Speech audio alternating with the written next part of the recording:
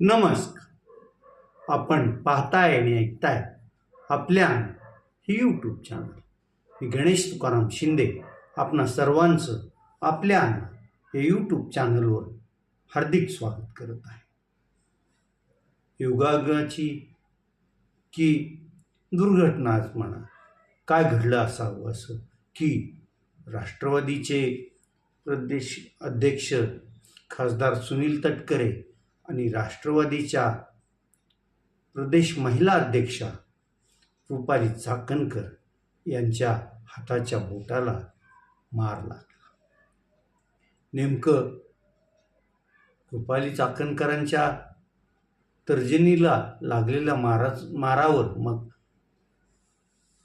विरोधी पक्षातील शिवसेना उद्धव बाळासाहेब ठाकरे पक्षाच्या नेत्या सुषमा अंधारे यांनी नाशिकचा भोंदू अशोक खरात याच्या संपर्कात कायम असलेल्या रुपाली चाकणकर यांनी नेमकी अमावस्या पौर्णिमेच्या दिवशी त्यांच्या ह्या करंगळीला जखम झाल्याचं त्यांनी आरोप केला. मग त्या आरोपाला पुष्टी देण्यासाठी त्यांनी काही फोटो पण दाखवले आणि भोंदू अशोक खरातनं सांगितल्यामुळंच रुपाली चाकणकर यांची तर्जनी त्यांनी कापून घेतली असं त्या म्हणाल्या होत्या. ज्या दिवशी रुपाली चाकणकर यांनी राज्य महिला आयोगाच्या अध्यक्षपदाचा राजीनामा दिला, तो राष्ट्रवादी पक्षाच्या सर्वेसर्वा असलेल्या आणि राज्याच्या उपमुख्यमंत्री श्रीमती सुनेत्रा अजित पवार यांच्याकडे दिला होता. आणि तो राजीनामा देऊन देवगिरी बंगल्याच्या बाहेर आल्यावर त्यांनी ज्यावेळेस माध्यम प्रतिनिधीशी बोलल्या त्यावेळेस त्यांनी सुषमा अंधारेंचे आरोप खोटे कसे आहेत अशी याबद्दलची छायाचित्र पण दाखवली. मात्र त्यानंतर एका दूरचित्रवाहिनीने सुषमा अंधारेंनी दाखवलेले फोटो आणि रुपाली चाकणकर यांनी दाखवलेले फोटो याचं सत्य पडताळून पाहिलं.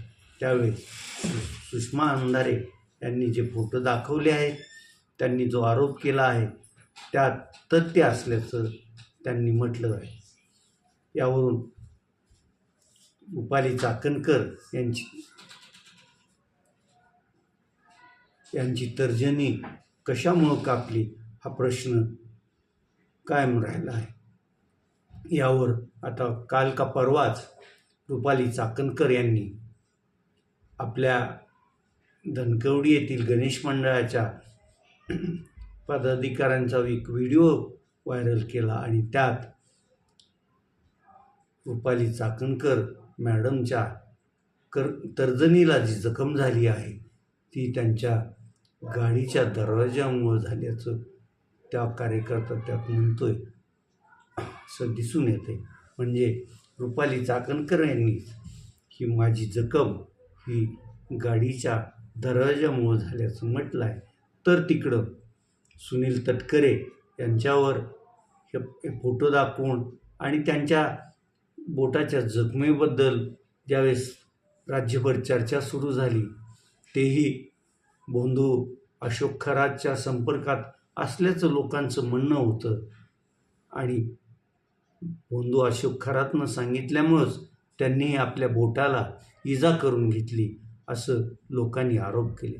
त्यावर त्यांनी आणि त्यांच्या समर्थकांनी परवाच त्यांनाही त्यांच्या गाडीचा दरवाजा हाताच्या बोटाला लागला आणि त्यामुळंच जखम झाली असं स्पष्ट केलं. आता ह्याला काय योगायोग म्हणायचा की दोन्ही राष्ट्रवादीच्या या पुरुष आणि महिला नेत्यांच्या हाताच्या बोटाला जी जखम झाली ती त्यांच्या गाडीच्या दरवाजामुळे झाली असं ते स्पष्टीकरण देतात. तेव्हा ते त्यांचं स्पष्टीकरण लोकांना पटण्यासारखं नसतं आणि ते हास्यास्पद असतं. मग जसं एक मराठीत गीत आहे, बाई माझी करंगळी कुणी मोडली, तर या दोघांचीही करंगईऐवजी तर्जन्याने तर मोठारलं. खरं कोणी जखम केली याचा थांगपत्ता आपल्याला ते लागू देत नाहीत, परंतु त्याचा खोलात जाऊन शोध घ्यायला पाहिजे. तो शोध घेतला तर तो शोध नक्कीच भोंदू अशोक खरातपर्यंत येईल असं स्पष्ट दिसतंय. दोन्ही नेते लोकांना काय समजतात हे त्यांच्या स्पष्टीकरणावरून स्पष्ट होतं. एकतर ते आपल्या हाताच्या बोटाला झालेली जखम आहे हे सांगायला पाहिजे होतं. कशानं झाली हे कुणी लोकांनी त्याचा खुलासा मागवला नव्हता.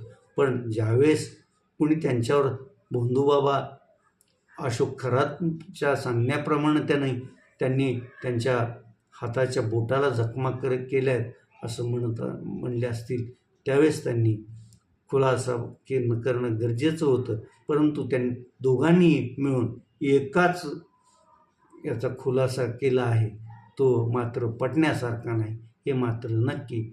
त्यामुळं यांची करंगळी खरंच कोणी मोडली का, कशामुळं मोडली का, स्वतःच मोडून घेतली हे उत्तर आपल्याला मिळणं तसं अवघडच असणार आहे.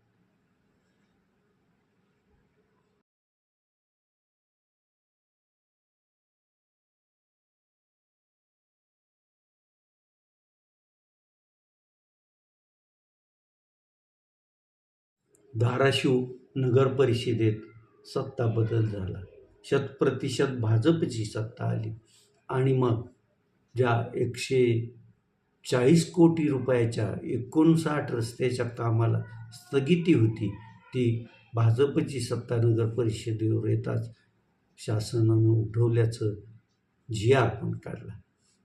हे जे 59 रस्ते आहेत त्यातील एक वादग्रस्त रस्ता पण आहे आणि त्या रस्त्याला परवाच जिल्हा परिषदेनं कुंपण घालून तो मार्ग रहदारीसाठी बंद केला आहे. जसं आम्ही पाहतो तसं 35-40 वर्षापासून धाराशिव पंचायत समितीच्या गेटमधून हा रस्ता इकडं समता कॉलनीला जोडला जातो.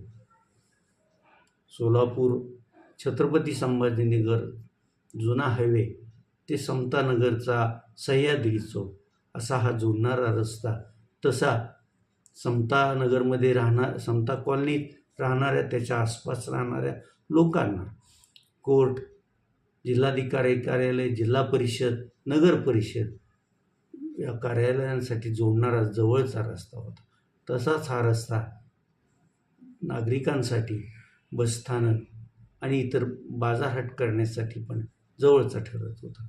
मात्र हा रस्ता अचानक 2 दिवसापूर्वी ज्या जिल्हा परिषदेवर पण भाजपचे जिल्हा परिषद अध्यक्षा म्हणून अर्चना राणा जगजितसिंह पाटील या स्थानापन्न झालेल्या आहेत आणि महायुतीची इथं सत्ता आली आहे, तरीही हा रस्ता बंद करण्यात आला. विशेष गोष्ट म्हणजे हा रस्ता तसा जिल्हा परिषदेच्याच मालकीचा आहे, यात काही दुमत नाही.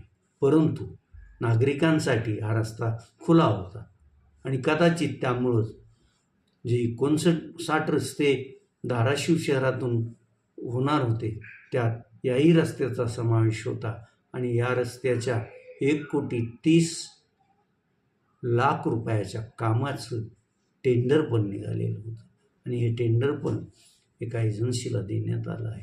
नेमकं मग काम नगरपरिषद आता सुरू करते काय आणि आपल्या कर्मचाऱ्याचे क्वार्टर्स, पंचायत समिती कार्यालय आणि जिल्हा परिषदेच्या पदाधिकाऱ्यांच्या क्वार्टर्सना मग या रस्त्यामुळे वर्दळमुळे त्रास होईल असा काहीतरी बागुलबोवा निर्माण करून जिल्हा परिषदेनं हा मार्ग सध्या बंद केला आहे. सह्याद्री कॉर्नरकडून या रस्त्यावर येताना तिथं आता कुंपण घालण्यात आलेलं आहे. मग या रस्त्याच्या कामासाठी नगर परिषदेला हा रस्ता जिल्हा परिषदेचा मालकीचा माहीत असताना त्यांनी त्यांच्याकडून नाहरकत प्रमाणपत्र का घेतलं नाही, जिल्हा परिषदेशी चर्चा का केली नाही आणि चर्चेतून मार्ग काढून मग ह्या रस्त्याचं टेंडर का काढलं नाही, हा प्रश्न समस्त धाराशिवकरांना पडलेला आहे. त्यातही समता कॉलनीत आणि त्याच्या आसपास राहणाऱ्या नागरिकांना पण पडलेला आहे. एकंदरीत हा नगर परिषदेचा भोंगळ कारभारच म्हणावा लागेल. सत्तेवर येऊन आता 3 महिने होऊन गेलं तरी भाजपचे नगराध्यक्षा नेहा काकडे, बांधकाम सभापती अभिजित काकडे आदी मंडळी यांनी याकडं लक्षच दिलं नाही. त्यामुळंच जिल्हा परिषदेनं हा रस्ता रहदारीसाठी बंद केलेला दिसून येत आहे. आता या रस्त्याचं काढलेलं टेंडरचं काय होणार, यावर जो निधी टाकलेला आहे 1,30,00,000 त्या निधीचं काय होणार, असे अनेक प्रश्नाचे गुंते यामुळं निर्माण झालेले आहेत. आणि मग हे गुंता कुणी सोडवायचा हाही प्रश्न आहे. यासाठी आता मित्रचे उपाध्यक्ष, तुळजापूरचे आमदार, धाराशिव जिल्ह्याच्या भाजपचे सर्व असणाऱ्या राणा जगजितसिंह पाटील यांनी पुढाकार घ्यावा लागेल. जिल्हा परिषदेचे मुख्य कार्यकारी अधिकारी, नगर परिषद यांची संयुक्तपणे बैठक घेऊन यातून मार्ग काढणं गरजेचं आहे आणि तो मार्ग काढून ही रहदारी सुरू करणं गरजेचं आहे आणि या रस्त्याचं काम पण पूर्ण करून नागरिकांना चांगला रस्ता रहदारीसाठी उपलब्ध करून देण्याची गरज आहे. आता आपण इथंच थांबतोय. तुम्ही आपल्या यूट्यूब चॅनल सबस्क्राईब करा, लाईक करा आणि कमेंट्स पण नोंदवा. धन्यवाद.